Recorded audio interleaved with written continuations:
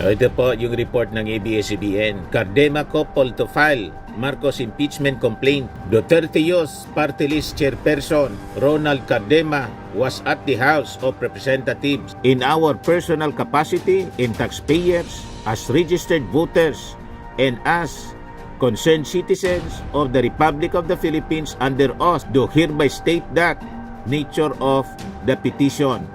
This is a complaint for the impeachment of His Excellency Ferdinand R. Marcos Jr., President Marcos Jr. Targetin po si Martin Romualdez ni The Little Girl. Inatunugan po. Kaya po, nagwawala palagi si Sara Duterte. Hindi nagtagumpay yung maitim na balaki nila noon. Kaya tinawag si Martin Romualdez, mga kababayan, na tambaluslos. Nagbabagang mga balita at pagtalakay sa mga isyu ng lipunan. Pulsa, opinyon, banat at paglalantad sa katotohanan. Pulsa, what you see is what you get. You decide. Hello po mga kababayan, si Dante Maravillas po. Vlogger, broadcaster from Albay, Bicol Region. Dito muna tayo sa ating joke time portion. Padala po ni Lourdes Dacoco. Si Juan, dumayo ng singing contest sa Maynila. Ang roles ng mga judges, kailangan yung tatlong judge mapatayo para po manalo. O ngayon, unang kumanta mga kababayan, si Polo. Kinanta ni Polo yung kanta ni Frank Sinatra, My Way. Maganda yung pakakanta po. Katunog ni Frank Sinatra po. Pero yung judge na tumayo, isa lang. Ngayon, next contestant, pangalawa, si Rod. Kinanta niya yung Release Me ni Engelbert. Pagkatapos kantahin po yung kantang Please Release Me. Tumayo agad yung tatlo. Kaya sigawan yung audience po. Wala na niya. Panalo na si Rod. Yung pangatlong contestant po, si Juan. Pagdating po sa stage, bumanat si Juan, mga kababayan, ng kantang Lupang Hinirang. Tayuan yung tatlong judges, pati yung mga audience, tayuan sila. Lupang Hinirang. Pag hindi sila tumayo, lahat, may multa. Violation ng batas sa flag law. Panalo si Juan. Pati audience na patayo. Ayos na ayos, Lupang Hinirang, champion. Anyway, joke man lang po. Matik na, 200 pesos. Kasali ka na rin sa monthly draw natin. 5,000 pag nabunot yung pangalan po ninyo. Pag hindi, qualified ka pa rin sa grand draw. Sa December, 10,000 yung prize. Ayos pa. Yung mga gustong sumali po sa ating joke time, padala lang po kayo ng entry. Mag-message lang po kayo sa Dante Maravillas at saka Dante Maravillas Vlog. Yung hindi pa nakasubscribe sa atin pong channel, click subscribe po ninyo. Tapos i-share ninyo palagi yung ating mga videos para marami tayong mapasaya po. Bueno, mga kababayan, dito na tayo sa ating topic ngayon. Sabi natin kanina, yung Duterte youth na hindi man po youth, matatanda na kasi, disqualified na maging youth, pinatalsik nga po. Kaya masama yung loob. Tinanggal ng ating Pangulong Bongbong Marcos ito at siyempre sinulsulan itong Duterte youth. Wala man ibang susulsul nito kundi si Sara at si Digong. Yung pamilya Duterte po. Parte ito ng tinatawag na desperate move. At least makafile man na mga kababayan man lang ng impeachment laban sa Pangulo. Wala man po silang number. Ilan man lang sila mga kababayan na mga pro-Duterte congressmen. So, ibigay ko muna sa inyo yung kwento. Ito siya, mga kababayan.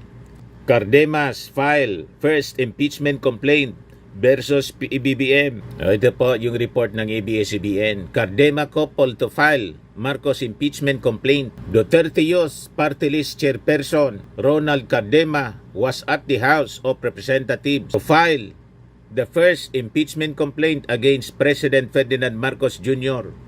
Cardema has yet to provide a copy of the complaint to the media. But in a social media post, Cardema said the complaint stemmed from Marcos' decision to allow the transfer of a Filipino citizen, former President Rodrigo Duterte, to foreigners.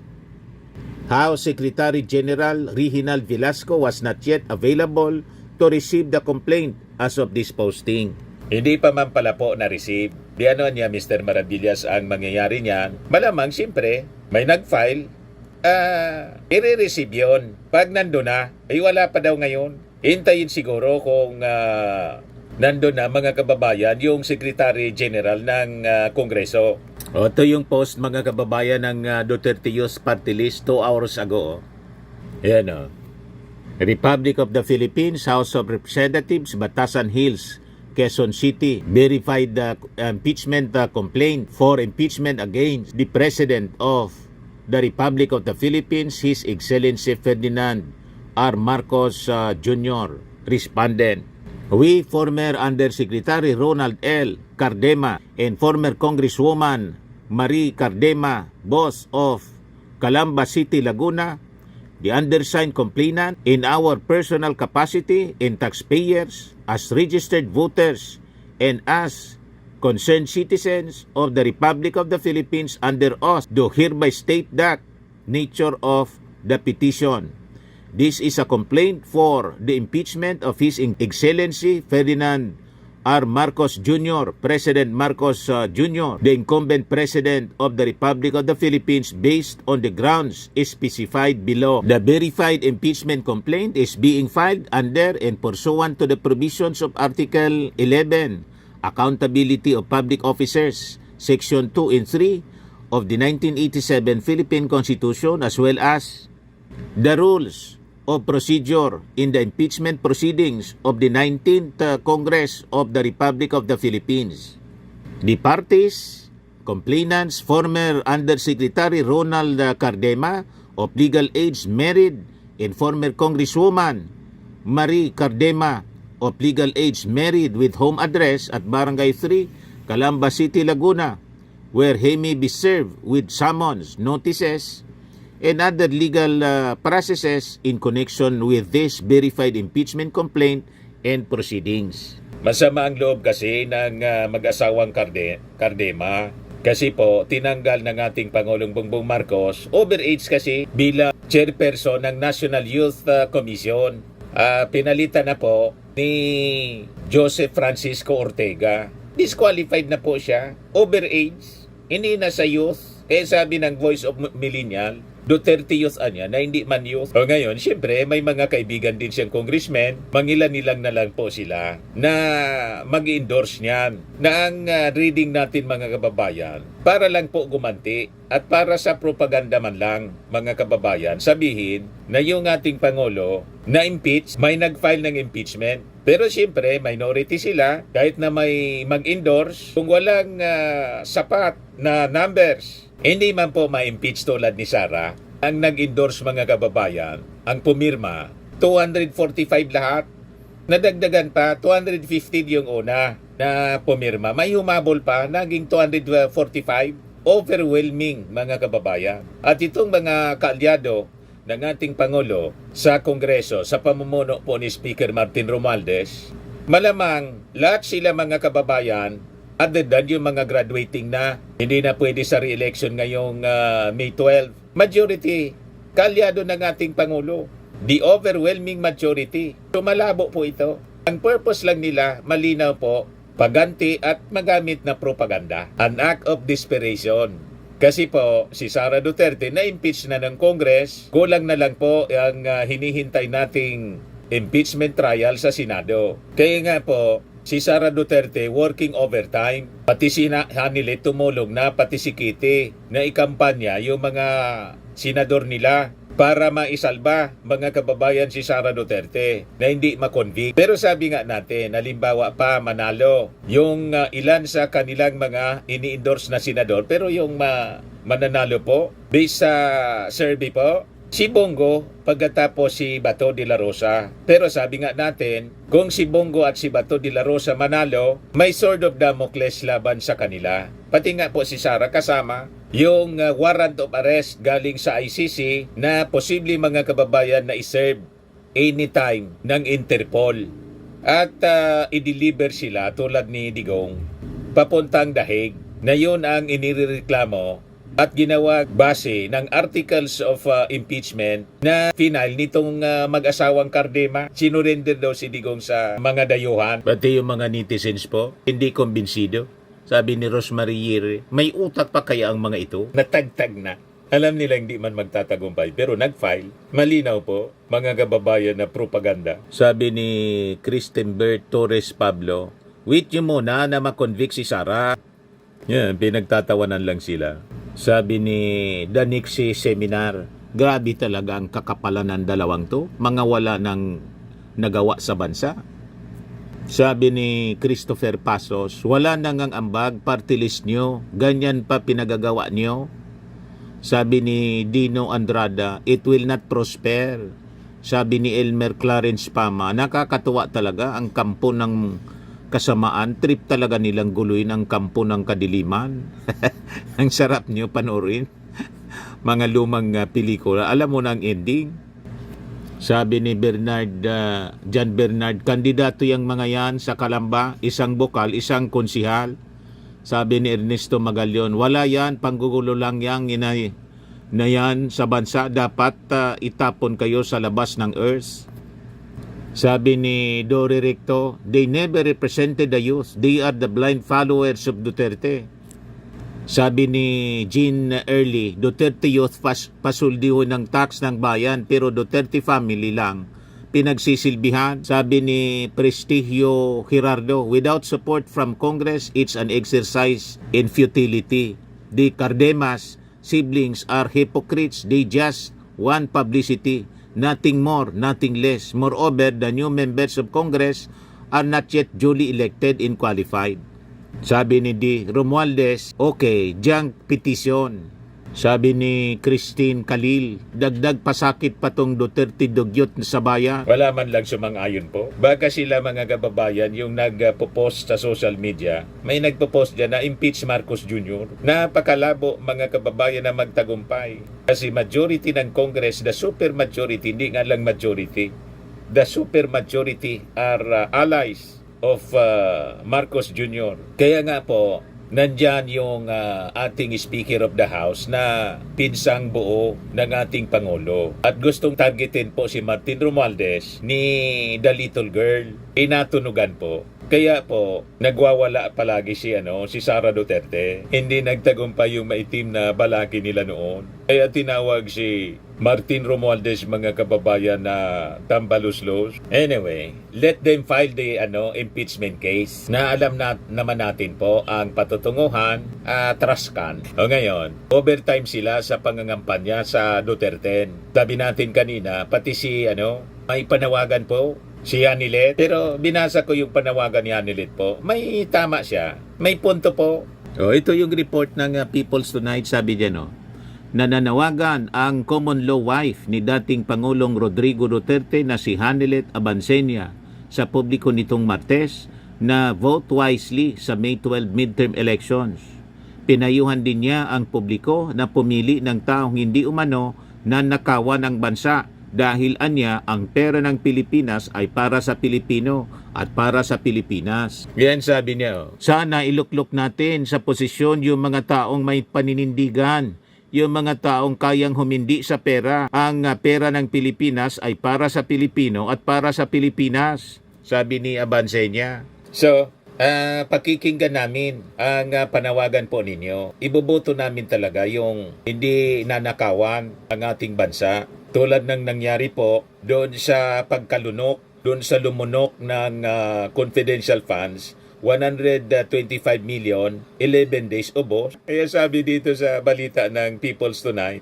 Samantala, matatandaan na iniimbestigahan ng House Quad Committee noong 2024 ang pagwaldas ni Vice President Sara Duterte, stepdaughter ni Hanilet, sa 612.5 million confidential funds ng Office of the Vice President at Department of Education or DepEd na dati niyang pinamumunuan. Kaya talagang dapat bubuto tayo ng hindi masiba sa confidential funds, hindi masiba sa pera ng bayan. So pakikinggan namin, Hanilet, yung inyong panawagan to vote wisely. Talagang hindi namin iboboto yung mga masiba. Alam na ninyo kung sino yung mga masiba. Kilalang kilala mo. May latest pa nga, mga kababayan na controversy. Pinulgar ng isang journalist na nakabase doon sa Mindanao. Ayan si Verpi Bermudez. 1 million per day seminar at 1 million per step highway in Davao City. Binulgar niya 20 hours ago. Pinost niya mga kababayan sa kanyang page. Mindanao Insider, May 7. Kapon, did you ever ask why Davao City Councilor Benny Al-Ag left the Duterte camp to end up as vice mayoral running mate of Attorney Carlo Nograles? Na-discover niya po 1 million per day seminar and 1 million per step highway in Davao City. Sabi dito, in his blog just 2 days ago, Al-Ag said it was for the purpose of capability building trainings and seminar. The cost of the seminar training a staggering 350 million pesos. That's almost 1 million per day for the whole year, including Sundays, just 4 training seminars. So may bago na naman po na papaimbestigahan sa Kongreso. Hindi na si Sara, yung kapatid na si Baste at si Digong. Kasi hindi lang mga kababayan yung pundo sa training seminar na 100 million per day. Kung di, yung pagpagawa ng Coastal Road doon sa Davao nung panahon ni Digong. 1.6 billion per kilometer road. That 1 million per day seminar training reminds us of the expensive Davao Coastal Road project contracted under former President Rodrigo Duterte. The Davao Coastal Road, believe it or not, is costing the taxpayer 1.64 billion pesos per kilometer. The usual cost of a 4-lane road is anywhere between 140 million to 200 million pesos per kilometer only. That means the Davao Coastal Road is 8 to 10 times more expensive. That means that every 1 meter of Davao Coastal Road is worth 1.6 million. You can stand on that road and take 1 footstep. You may find it incredibly expensive, but that 1 step already covered 1 million worth of road. Kaya tama siya nila. Dapat yung hindi magnanakaw sa pera ang manalo sa eleksyon na to, sa lahat ng posisyon, hindi lang sa pagkasenador. All positions, congressman, mayor, senador, presidente. Tama yung kanyang panawagan. Kaya lang, yung kanyang panawagan, ang tama po, hindi man po sa mga kandidato ng Alyansa ng Bagong Pilipinas, kundi sa mga kandidato nila. Di ba pa, mga kababayan? Ang tama ng kanyang panawagan kay Sara at saka kay Baste ngayon. Based sa kung paniniwalaan natin itong expose ng isang journalist na nakabase sa Davao. So yun ang aabangan natin mga kababayan sa mga susunod na siguro after election na to. Pag balik mga kababayan ng sesyon, yung 19th Congress pa rin siyempre kasi mag-assume yung mga bagong elected officials June 30. Pero siyempre alam na natin kung sino yung babalik or sino yung mga siguro hindi nanalo sa eleksyon, pero tingin natin majority sa mga incumbent congressmen natin na re-electionist mananalo pa rin po. So tingnan natin, hintayin natin kung party ito na exposing ito mga kababayan ang papaimbestigahan, malamang sa malamang ganun ang mangyari. Kasi hindi po biro itong amount. 1 million per day. Paano mo gagastusin ng 1 million per day sa seminar at 1 million per step highway sa Davao City? Talaga pong nakakagulat ang mga ganitong balita galing sa Davao. Kaya tama itong panawagan ni Hanilet. Sana iluklot natin sa posisyon ng mga taong may paninindigan. Yung mga taong kayang humindi sa pera. Ang pera ng Pilipinas ay para sa Pilipino at para sa Pilipinas. Hindi para kay Mary Grace Piatos at sangkat terbang mga chichirya at grocery. Tama ba mga kababayan? Backfire na naman Mr. Marabilla. Lahat man nagbabackfire ang mga kwento nila. mga sinasabi nila, bumubuelta sa pagmumuka nila. Sa Monday po, eleksyon na. Kaya ang akin pong personal na pinapakiusap sa inyo, number 1 ninyo. Baka masingitan pa po ng iba, i-shade ninyo agad, number 1 sa balota, Ben Abalos. Baka masingitan tayo ng mga walang kwenta. Sa mga magsasaka, ito lang. Number 1, papalakasin ko ang kapangyarihan ng NFA kasi tinanggal ito ng rice tariffication. Isipin mo, kung minsan baksak ang presyo, kawawang ating magsasaka.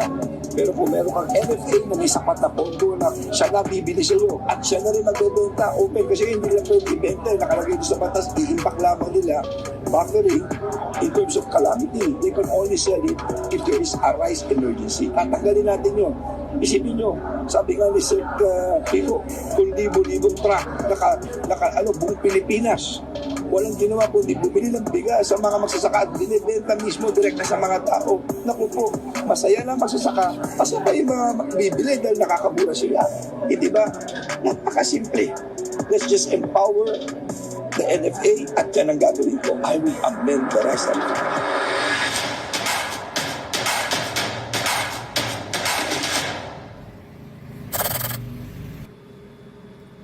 Andito po ang Liga ng mga Barangay para sumuporta sa inyo. Nandito lang po kami sa likod ninyo, Senator Benhar Abalos. Ang kuryente natin ay pangalawa sa pinakamahal sa buong Asia. 20 years ago, tinindigan ko ito kung ako'y congressman. Tumutol ako rito sa pagwis. The most overtaxed in the whole world ay ang kuryente natin. Yan ang una ko ipapay para bumaba ang kuryente, tumami negosyo, tumami trabaho, at dumaang ang buhay ng bawat Pilipino.